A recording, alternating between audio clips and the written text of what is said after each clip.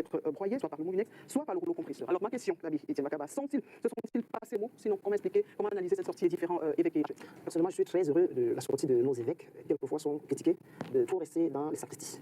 Je voudrais apporter cet éclairage. La sortie des évêques, en l'occurrence, rentre en droite ligne avec la doctrine sociale de l'Église. Donc l'Église a un enseignement social qui se repose sur la théologie sociale et morale. Cet enseignement tourne autour des questions de respect de la dignité humaine, le respect du bien commun, de la destination universelle des biens, le principe de subsidiarité et le principe de solidarité entre les peuples. On comprend bien que lorsque le pays baigne dans la malgouvernance, dans la corruption, il y a abus sur la personne humaine. C'est une mission hautement prophétique.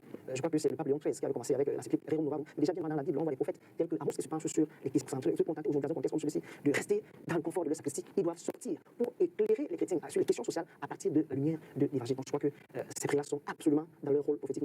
Est-ce que l'Église ne doit pas être politiquement neutre? L'Église n'a pas un camp.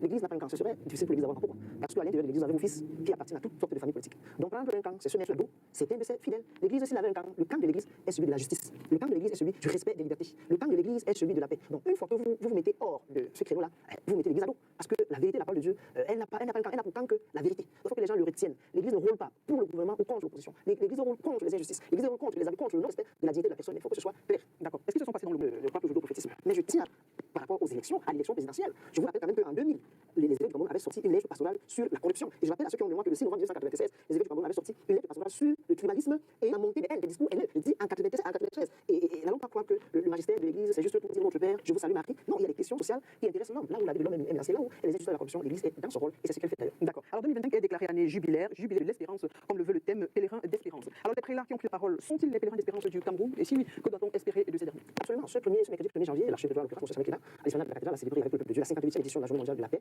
partant de la lettre que le pape nous a donnée avec l'apéritif Remets nos péchés, donne-nous ta paix. Donc c'est cette lettre qui nous introduit, n'est-ce pas, dans ce jubilé de l'islam, que le Cameroun nouvelle sur ses enfants et constate que ça ne va pas. Et quand ça ne va pas dans la famille, elle ne saurait se taire. Non.